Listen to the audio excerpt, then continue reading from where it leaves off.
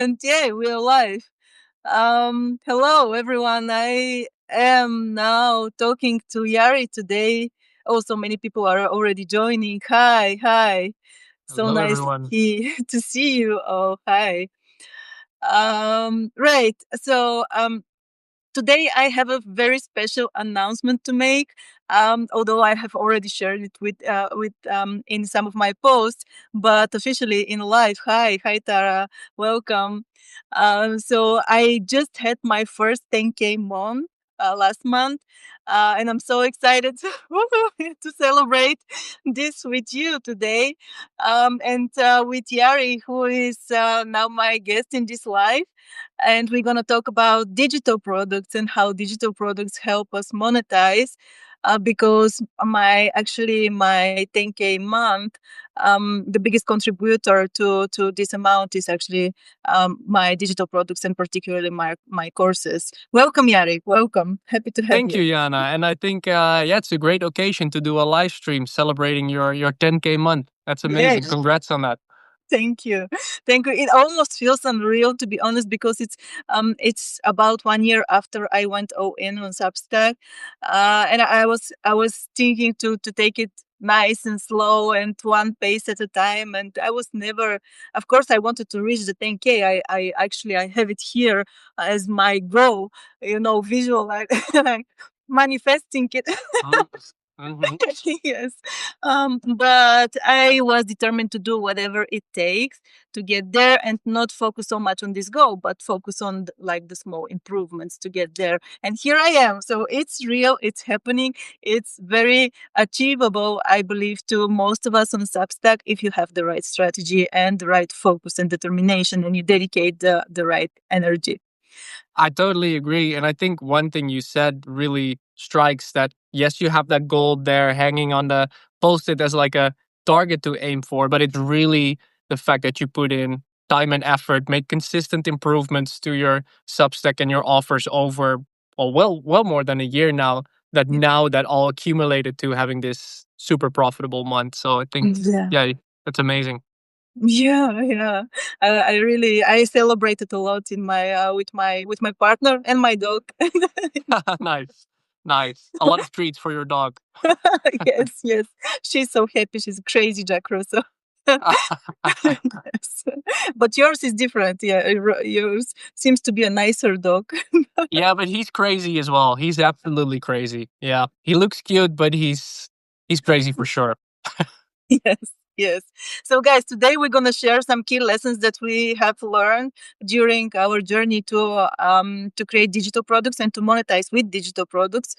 Because Yari here, he has also a huge experience doing that, and he has several.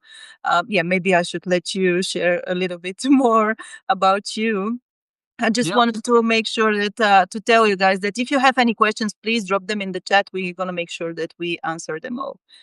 Yeah. Yeah, Yari, about your experience with courses and digital products, it's amazing. Yeah, absolutely. I mean, when I started, like I always started an online business because I really wanted more freedom and flexibility, basically, in how I spend my time, how I spend my working hours. And I quickly realized that digital products are the way to go. And for me, it started with online courses. And basically, I built my previous business, which was a productivity newsletter. I built that almost entirely on mini courses.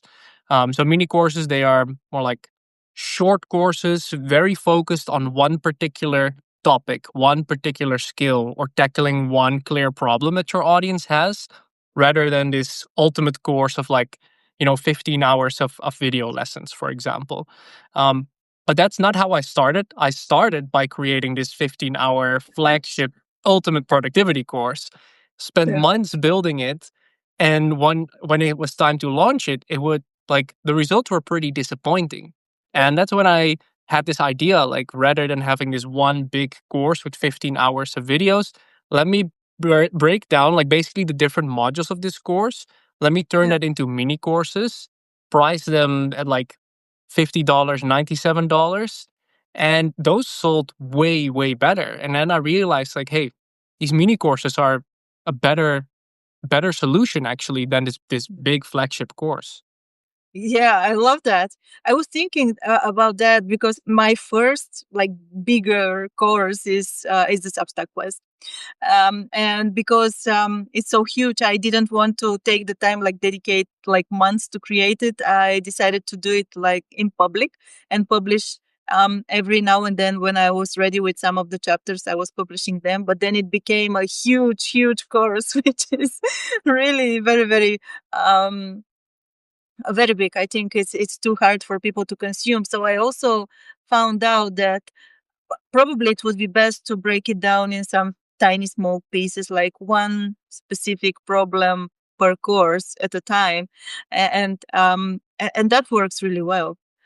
Also, it's much difficult to sell something huge because there's so much explanation that you have to put as an Yeah. effort, and it's still not clear enough to people. And you really have to put yourself in front of the camera and talk about your course for I don't know, for hours until you explain pretty much everything.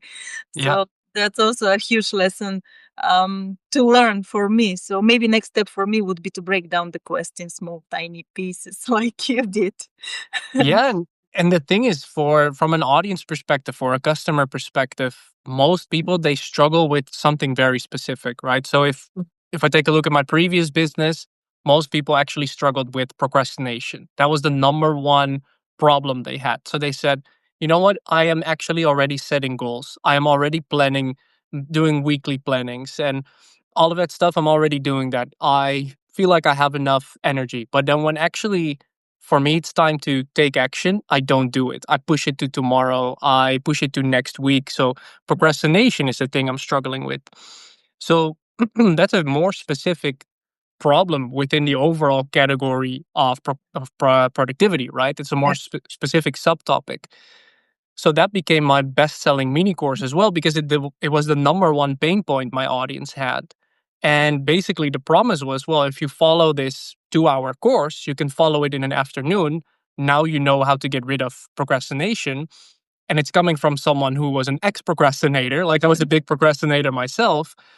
Yeah. And it made for a far easier sell because it was like, oh, this is the exact problem my audience has, and this is the course that solves it. Okay, at a way more affordable price, and then it becomes more of a no brainer.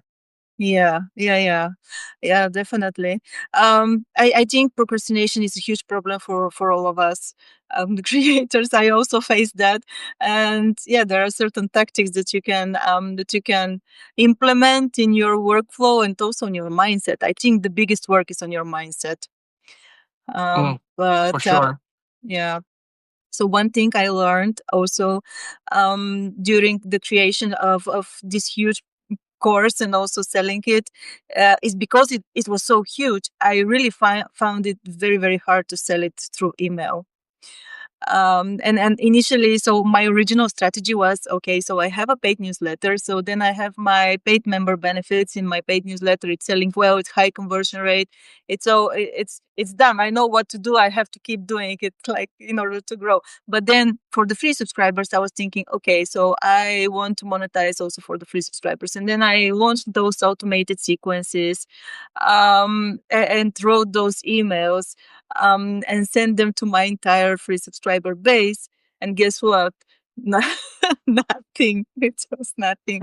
And so my lesson learned, um, it's really, if you have that that much of a big course, then you have to show your face on camera and talk about this product, and really make sure that it would be like 1 hour or 2 hours, it doesn't matter, but make sure that you clearly communicate what is it inside of it and what's the problem that it solves, or the problems that it solves, and make sure that it's also the solution and the outcomes are really very clearly communicated. And that's what I did with my so yeah, I decided to switch the strategy. So drop the emails, said, okay, it's not working. I was swearing in those emails, they are really perfect, like I used all of the tactics from my marketing and sales and copywriting and neuro linguistic programming and everything that I knew, but it didn't work. So I dropped that and I said, I'm gonna create a master class. Mm. I have to explain to people what this is and what it does, and give them some parts of it for free. And that's when it started to work. Mhm. So if you're really, really into selling big courses, I think that's the only way to Yeah. do it. Yeah, in general, right? If something has a higher price point, you will have to do more convincing, which means indeed you might have to do a webinar for it. You might have to show up on camera a bit more because it requires more trust, right? If it's like a $500 program, yes, some people might just buy it easily, but most people they need more trust before they make that purchase. But if you have a $37, $47, even $97 mini course, you could just hyperlink that in your content. You don't even have to like do a big launch for it. You can for sure, but you don't have to. You could just link to it from your content, from your navigation bar, and people will buy it because it's more of an impulse purchase rather than, It is. okay, $500. Do I have that money available this month? Yes or no? Or let me think about it, or let me first follow a webinar. So it's in that sense easier to sell.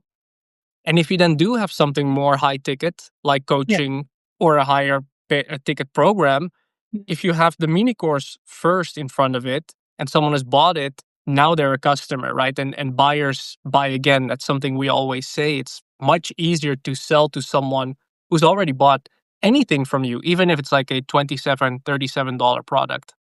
Yeah, yeah. It's good that you're saying this because that's my other mindset shift. So I was initially trying to monetize my free subscribers with digital products and courses, but then when I launched it, I realized that actually my paid members were interested. The majority of my paid members were interested. So.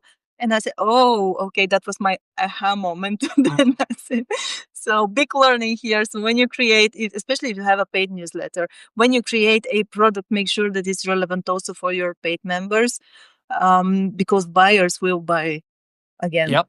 Yep. Your paid members, those are the hottest leads because they have already paid you. They already are a customer and Yeah. they likely want more, right? They likely want more of what you have to offer. So I get that aha moment because like it in the beginning, maybe you're like, but I have these free subscribers that Mhm. might not want to join paid. They might not Yeah. want to join a subscription. Yeah. And maybe, you can still market to them for sure because there's buyers in there as well. But you have to convince them to become a first time buyer Yeah. versus, oh, my paid subscribers are literally already my customers. Yeah, yeah, exactly. So initially I thought that they are not subscribing probably because they just don't want to have recurring charges. So they Hmm. are like avoiding those type of commitments with subscriptions. So I thought that was my insight, and I thought that my digital products would solve that. And indeed, some of them did purchase, but the biggest interest came from my paid members, actually. Yeah. Yeah. Yeah, it's a huge learning, which is also something that I love doing with my paid newsletter. So I tend to call it a sandbox for my future products because that's the best way. I think a paid newsletter is the best way to test your digital products because you could always start writing about a problem that you want to solve in this product and then give them a hint about the solution behind the paywall. And if it's resonating, if people are upgrading, then that's your proof. That's the best and the easiest validation that you could have Yeah. for a digital product. I don't know, Yeah. how is your experience? Very true. Because your paid subscribers are literally invested, but also more invested in the sense that they tend to pay more attention to what you have to offer. They are maybe more serious about achieving their goals as well. So they will are more likely to tell you, "Hey, this is what we want," Yeah. whether that is in usually indirectly, right, through engagement, liking a post, having more comments underneath your paid post, having follow-up questions. That's really a good starting point to look at, oh, what are my paid subscribers already interested in? Can I build a product that goes deeper into that, or an offer that goes deeper into that same thing. Yeah. Yeah, yeah. I tend to call this like stacking, offer stacking. So you also have to have, if you have a one product, then you have to have a upgrade product, an upsell, and maybe a cross sell product, so that you keep that momentum and use and leverage this effect of buyers buy more. Yeah. That That's really, really important. All right, we have questions. We have a question from Adam. So he says, that's great exchange. Thank you. Thank you, Adam. Many thanks. So my niche is very narrow and specific. It's food tech startup for founders who go from pre-seed to seed founding and beyond. And what would you say about digital products for them and pricing strategy? Yeah, Yari, you Yeah, I have an go idea first. Yeah. for this. I think I love that you have a very narrow audience because that's great. Like they say, the riches are in the niches, right? It's really good that you have this clear target audience, and you are clear on what stage they are in. So I imagine that going from pre-seed to seed founding, right? There are a few issues, few problems that your target audience, food tech startup founders, will have. For example, getting their business into a state to actually start raising money, or having a plan to raise money, or approaching investors, right? There's probably specific things that target audience is struggling with. I would narrow down those specific problems, and especially the most important ones, the ones that they desperately want solved or the outcomes they want the most, and turn that into some sort of course, which could be a system, right? It could be like, here's my 7-step system to get your food tech company ready for investors, for example, Yeah. right? Something super specific. Pricing wise, you can actually charge a little bit more for it because this is a business expense. It has a very clear ROI, raising money, for example, a very high ROI. So you could go a bit more like the 150, $200 range, even if it's a 2-hour course. Yeah. But I would take a look at what do these people want the most, and how can you create something specific to help them get it, right? And raising money, getting your business ready so that investors actually want to invest, or getting some sort of plan ready or pitch ready to approach investors. Those all sound like very specific things you could create a product on. Yeah, yeah. And what I'm also thinking of adding here is maybe on the problem side, that would be probably how to find investors to invest in your startup. And also the biggest pain point from my experience and knowledge about startups, I don't know if it is relevant for this niche, but it is to how specifically how to find investors and how to pitch to investors when your startup is not generating profits, because that's the biggest pain point. Actually, how do you justify that investment in front of investors when you don't have the profits yet? It's really a challenge from my experience, and this could be actually because it's a huge pain point for most of the startups, and this could be priced at even higher tiers, or it could be also a consultancy service that's going along with the course, or maybe an upsell of the course. Yep, that's a really good point. With any of these courses, for example, or mini courses, you can always, so the mini course is like do it yourself. Here's the system, so you have the information, but you will do it yourself. You can always add coaching or consulting or done for you as an upsell, where it's like, now I will help you implement this. Either do it for you or we'll do it together. That Yeah. usually makes for a really good upsell, which of course Yeah. would be higher priced. Yes, yes. Yeah, so maybe that would be a good moment to mention that the other big contributor to my 10K, first 10K month last month was actually those type of services, which are I position them as an upsell to my courses and to my quest. And it's working really well. It's just for them, I didn't even have to sell them in any way. I just say that I make them exist, and then people come and ask it. Like it's a really easy sell.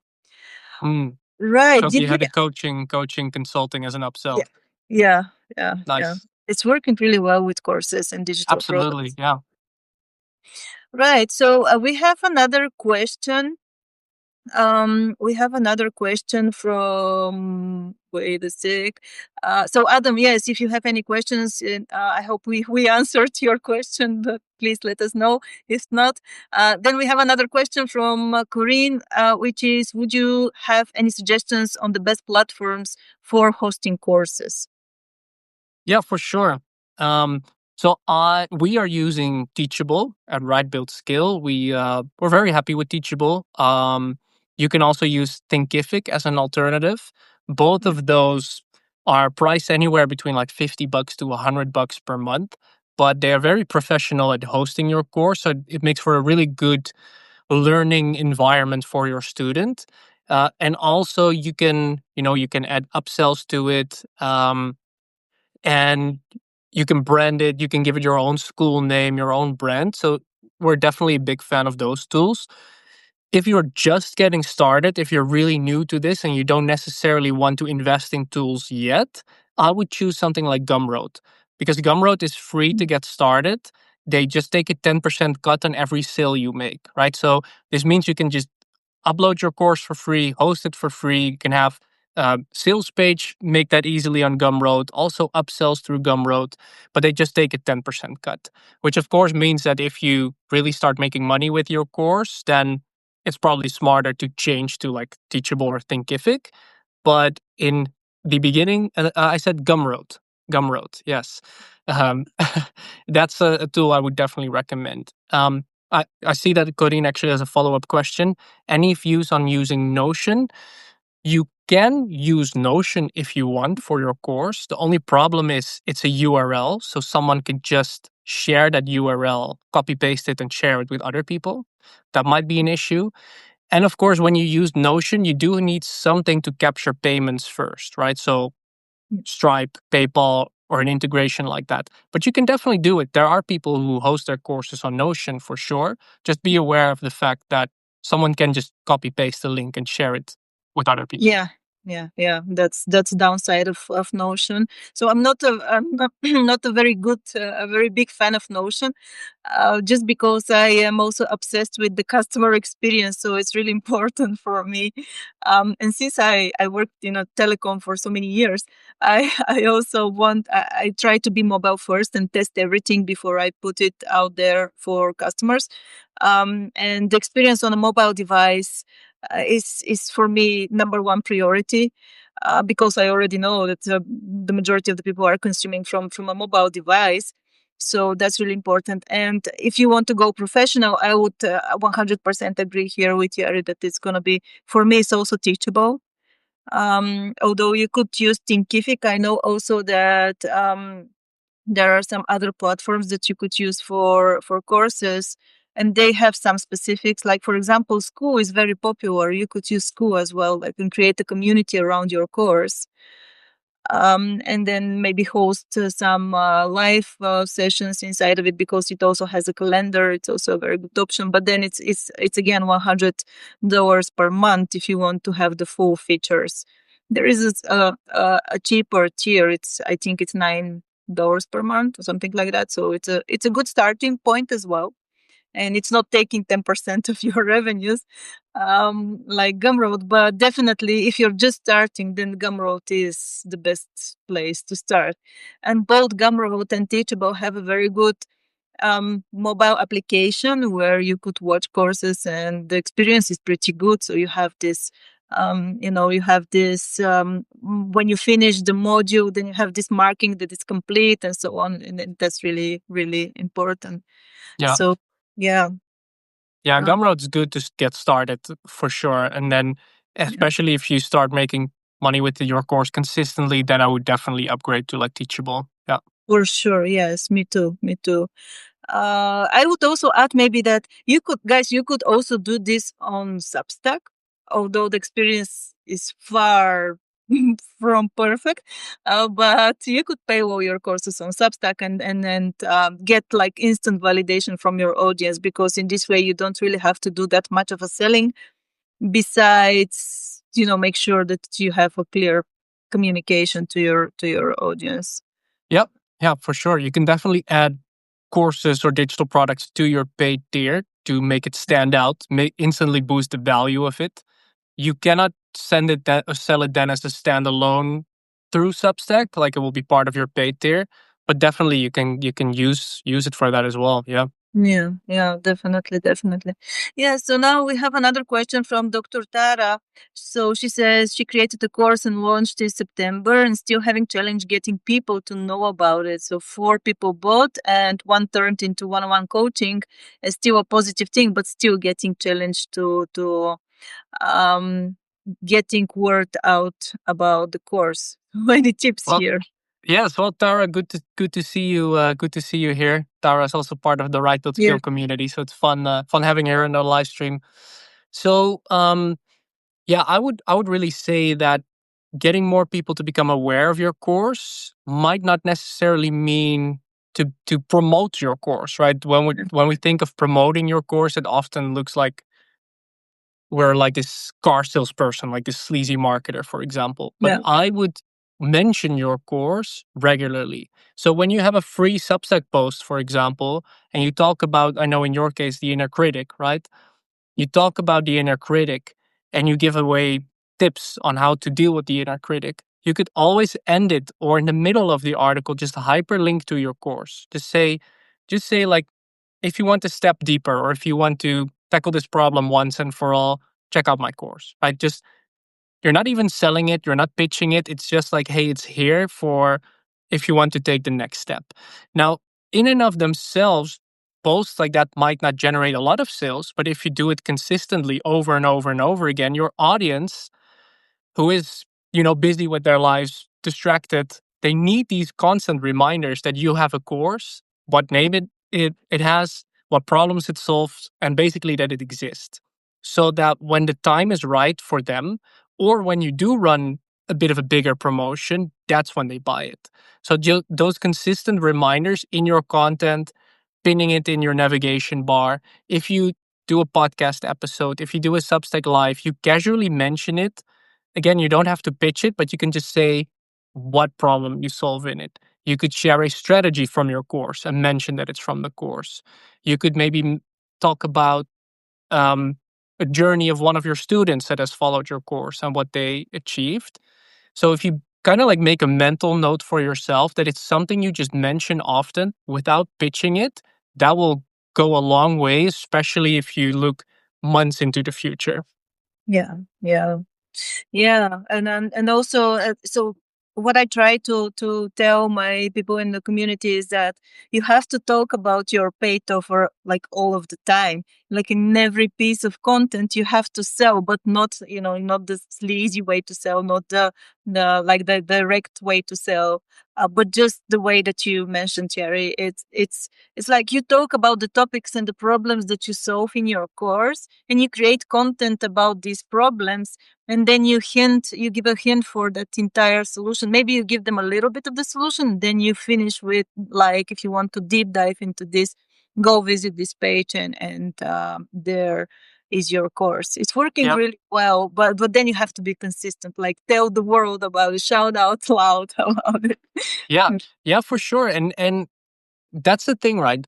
For us as creators, Substack creators, course creators, we know exactly what offers we have, what price points they are, what problems they solve. So sometimes we can think that our audience knows it as well. But in reality, like I said, like our audience, if you look at their daily lives, they are not thinking about you at all. They Yeah, are just going through it sounds very harsh, but it's like that's not the case. It's just how daily life is, right? We're all busy, we're going to work, we are exercising, you have yeah, family time, you have other newsletters that you read. So people aren't that aware of everything you have to offer. So I yeah, always say the moment you get tired of talking about your offer, that's maybe when your audience first realizes you have it. Right? yeah, So the moment you're already like, everyone knows it by now, that's kind of like when your audience starts to realize it. And that is so important, right? So it might seem like I'm talking about the same topic over and over again or the same product over and over again. Chances are that's the first time your audience will actually realize it.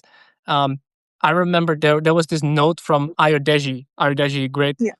great guy. I love what he's writing about. He said that he talks about his high ticket offers all the time, Is and it's linked in his course, it's linked in his newsletter, it's linked in everywhere. Yeah. And one of his clients, who was on his newsletter for 3 years and bought all his courses, he was on a call with her. And that's when he asked, like, oh, by the way, do you know about my coaching program? And she was like, no, never heard of it before, even though it was a long term subscriber and a paying Yeah. customer. And this just goes to show you that a lot of marketing is just mentioning your product exists and telling what problem it solves, and not even saying you need to buy this, but just doing that over and over again. Exactly this. It's really important. And it's this effect compounds. And at some point, people start realizing that they, like, you become this top of mind when because they probably they don't have that very same problem at this moment. But once they have that problem, then if you have like, flooded your with your content about this product, then they're gonna think about it and say, okay, I know this, there's a solution for this, and maybe that's what I need to buy right now. Yep. Yeah, exactly. That timing aspect is very underrated, Yana. That's a really good point. It's like my procrastination course, right? Someone might be a procrastinator for months already, but the pain isn't heavy enough. The consequences of being a procrastinator aren't heavy enough, so therefore they haven't bought it. But Yeah. then maybe there comes a point where procrastination really caused a pain point in their life, and that's when they're like, I need to get rid of this. And that's when they know the course exists, and that's when they buy it, right? So timing in that sense is, I think, underrated when it comes to selling. Yes, I think so too. I think so too. Because we keep promoting, and most writers I see, they keep promoting, and then they stop, assuming that everybody knows already, but it's not the case. And even if it is, most probably they are still not at the point where they have made the decision to address this problem. Yep, So you have to make sure that you are and your offer are present at that very same moment when it comes, and that absolutely. the sale the sales come. Yeah. So we have also, so people are asking about WordPress, and we have Sidita sharing that I already created my e-commerce in WordPress and WooCommerce, and removed digital products from Gumroad, and it's going well, but it needs a lot of marketing from my side. Yes. Yeah. Yes, and yes. So I think it's valid for any platform that you use. Even for Gumroad, although Gumroad has this internal discoverability feature, so it could theoretically bring you sales, although in my experience that's not really happening. Maybe I can share a sales tactic here, and that's unique on Gumroad that you could have, is that you could create a freebie, and because it's a freebie, then enable Gumroad to recommend your products. And because it's a freebie, it's going really well and recommended to people. And every now and then you're gonna have a sale from this freebie. But then you have to make sure that you have also an upsell of this freebie, like a really good offer that is a emotional sale, like the threshold of about, I don't know, 15, like 5, 15, 25, up to $50. And it's working really, really well. It's a smart tactic. Yeah. Yeah. But other than that, yes, you have to do the marketing, and I think big part of it is the content, is what we just shared with you, Jari. It's Yeah. the biggest part of it, because you could always create a sales sequence or start writing sales emails for about, I don't know, 10, 20 days, but um and yes, if there are people who are already like facing the very same problem and have the decision to solve it, then probably they will buy, but the rest will be like more overwhelmed with your sales emails, and it's working, it's still effective, but it's less effective compared Yeah. to the content that is continuously like position your course and the problem that it solves in the minds of your audience. Yep, absolutely. I would say I would always combine, mentioning it in your content, and I would always combine it with having some sort of automated email sequence, Yes. which is amazing that the fact that it's coming to Substack, right? That's now a possibility, because it's for those people who are ready to buy right now and have just signed up for your publication and they receive this automated email sequence. Yeah. That's amazing, right? If you can make those sales on autopilot, but indeed you're capturing just part of the audience. There's still the majority that you would continuously need to market to with your content. Yeah, yeah, actually, yes. Right. So Corinne is also asking any hints on the most effective ways to creating mini courses. I think Yari has a lot of hints here. Yeah, So, absolutely. yeah.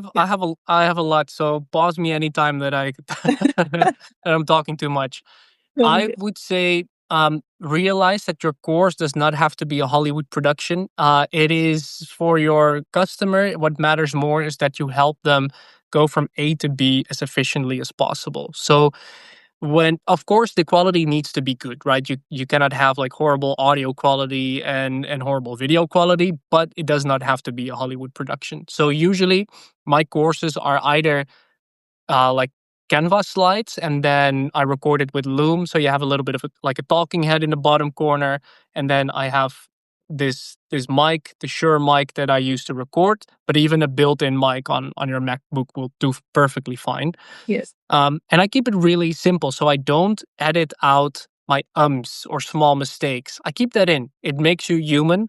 And in an age of AI where everything is like perfect and polished, that actually is something people enjoy, seeing that you're a real human. So keep that in, right? So minimize the time you spend on editing. I would also say before you create a course, create the outline. So have the exact outline ready of this is the starting point, this is the problem my customer is facing, and my course will help them get towards this outcome. And the modules in between are tiny steps in between stepping stones to get to that outcome. I would say keep a mini course between 3 and 5 modules, with every module being 3 to 5 video lessons as well. And every video lesson, focus it on one specific thing, one clear thing, one action step, one tip, one strategy, just one thing. Um, and keep it under 2 hours when it comes to a mini course.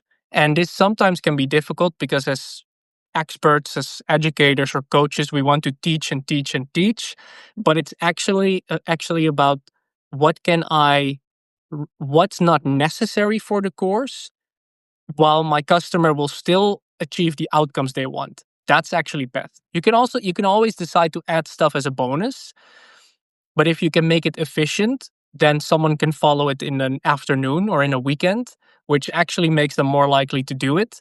And if they do it, they get results from it. If they get results from it, now they are a super fan, right? They buy your next offer, they recommend it to their friends and family, they become a paid subscriber, right? So you really want to make sure your customer follows it.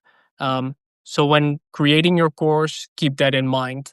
Um, then one last tip on the course creation part. I would say end most videos with an action point for your customer. So people don't necessarily buy for information, they buy for implementation, right? So information, especially with ChatGPT and other AI tools, is easy to find, but helping people implement, that is really when your course becomes very valuable. So always like end most videos with like an action point that your customer has to take. Yeah, yeah, I absolutely love that. Yeah, and also the part that it's really important for me as well. The part when you said that every module has to have a next step, like a call to action. What's next? It's really important because you have to move people from the starting point to the end point of this transformation, and then also when you finish the course you have to what I found is important for me as well is to have a what's the next step after that. Ideally it would be your upsell offer or your coaching or your service, and then if you have a coaching or consultancy that binds well with your course, then it's a really good fit to add it like under the course as a call to action, or even under every module that you are there, it's available, the service is there in case, so you're giving them everything for them to implement, but if they find it difficult to implement, then this service is there, so you could, so if they're ready to invest a little bit more and shorten the time to implementation, like take the shortcut, then that's your ideal buyer. and it's an easy upsell. Yeah, so Kurin says a lot of value here. We will be able to have yes, you will have the recording of this live. It's gonna come a little bit later today. I'm gonna publish it. It's already 43 minutes and it's amazing. I think we can talk for hours with Yari Yeah, about courses. But maybe it's a good time to mention that Yari and the team in Right Build Scale actually are having a great masterclass tomorrow exactly on these topics. We're gonna share the link now if you want to sign up. Yeah, thank you, Yari. So yeah, it's yeah, gonna be a great masterclass, and there are, I'm sure you're gonna have a great deep dives into those topics. It's absolutely free. So yeah, make sure that you join. I'm gonna be there as well. I'm not amazing. missing any one of your master classes. They are great, great value. I think it's a must join. I appreciate it, Yana. Yeah, and it's exactly in 24 hours. Then we're already Yeah. 45 minutes underway, actually. And indeed, we'll be talking all about how to turn your expertise into digital products, and specifically, for 2026, making sure that you have a digital product in the new year that can generate revenue for you. So, like Yana said, it's completely free. If you cannot attend live, you will also get the replay to your inbox, but as long as you sign up. Um, yeah, the link is here in the chat. It's a special link because Yana is one of our amazing partners helping us promote it. So if you don't have the link, you can always send Yana a DM as well. Yes, yes, I'm gonna share it. Yes. All right. And I think we covered everything that we we planned for this live. As a wrap up, yeah, we shared a lot of tips for about how to build your monetization strategy using digital products and courses. And just so you know, it's helping a lot, and it's really feasible, especially for most of us on Substack. It's how I reached my first 10K month last month. A big part of it is due to this. And yes, I didn't. I started with zero audience and with zero external help on Substack. It took me just 1 year and some months. Yeah, I think 13 months to be exact. So it's definitely feasible for most of us. Thank you so much, Yari, for joining me this amazing session. It was really always, very, very great.